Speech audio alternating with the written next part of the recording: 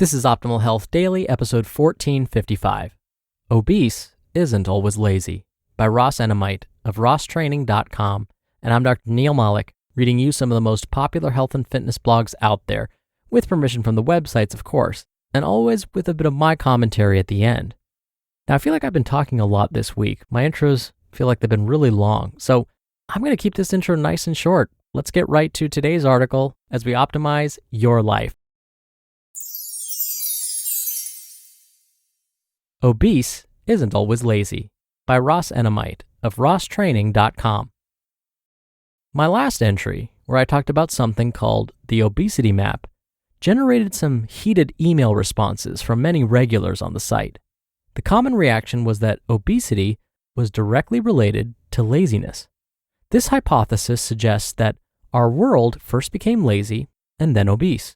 Thus, according to this theory, as the world shifts towards a more lethargic lifestyle, obesity gradually appears, spreads, and intensifies. This theory, however, is weak. Fat does not equal lazy. There are certainly obese individuals who may be classified as lazy, but there are many skinny individuals and normal weight individuals who may also be classified as lazy. There are also many hardworking adults who are obese. Contrary to popular opinion, there is not always a direct relationship between obesity and laziness. More often than not, several factors contribute to obesity. Laziness may or may not be present. Earlier in my life, I may not have recognized this fact. However, as a father, husband, and business owner, I can now understand how certain individuals get caught up in the game of life and slowly put health and fitness on the back burner. Clearly, I do not support such actions, but I do see how it could happen. For example, consider the parent who works all day and then has to come home to take care of the kids. This could be a mother or father who works all day. An infant will probably interrupt their parent's sleep in the middle of the night on top of everything else. Sleep is therefore limited, and before you know it, the alarm is ringing to start a new day. There's little time to exercise, so fitness is all but forgotten. When a parent in this situation becomes obese, it's not because they are lazy. On the contrary, these are hardworking, loving parents.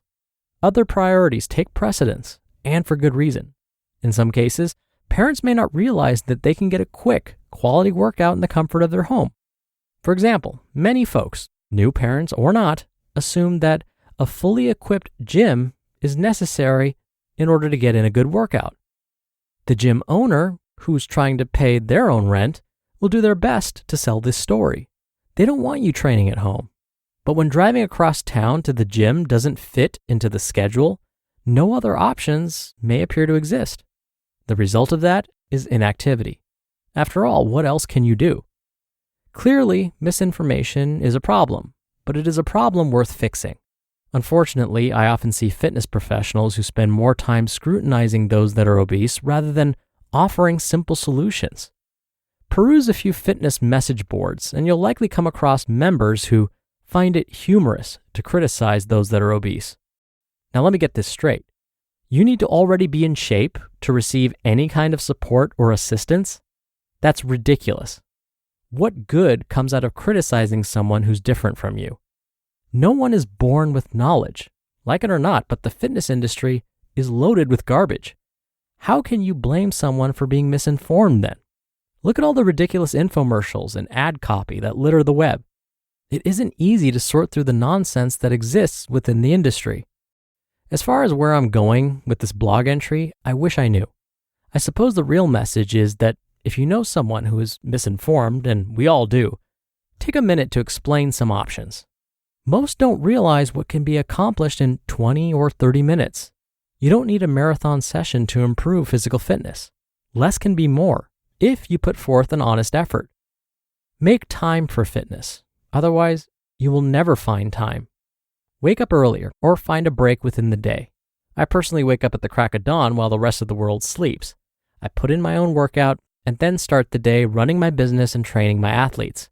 If I didn't put in the early morning workout, I'd likely fly through the day without finding a break for exercise. Some days are nonstop with no time for myself.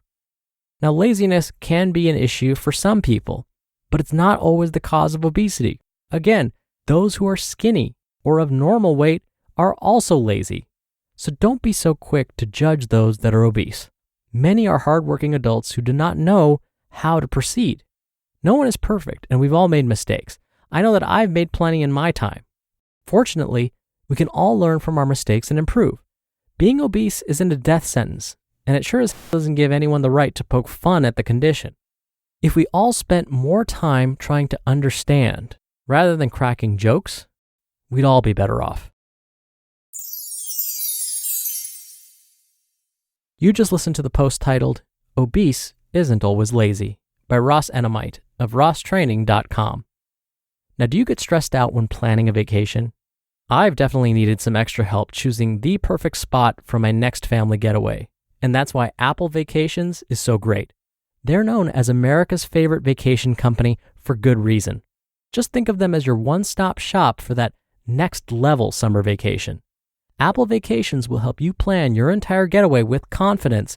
We're talking personalized service, exceptional values, plus you can choose the most gorgeous destinations like Mexico, the Caribbean, Central America, Hawaii, and the continental US.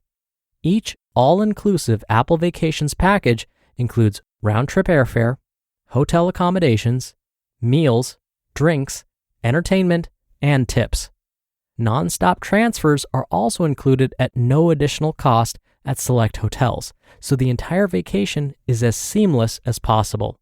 For a limited time, you can use promo code SAND75 and take $75 off your stay at Live Aqua in Cancun or Punta Cana. Just go to applevacations.com/optimal-health-daily to get this steal of a deal to your favorite Live Aqua resort today. Dr. Neil here for my commentary. I wholeheartedly agree with Ross's post. I spent years conducting weight management classes for a very large, well-known healthcare agency. One of the first things I would have my patients do in this class is write down areas in their life where they have been successful. Many of the folks in these classes were very successful business persons, teachers, artists, parents, caregivers, entrepreneurs, students, you name it. They just hadn't been successful at managing their weight yet. And that was the point I tried to make with them. I didn't want any of them to feel as though they were somehow less than just because they struggled with their weight.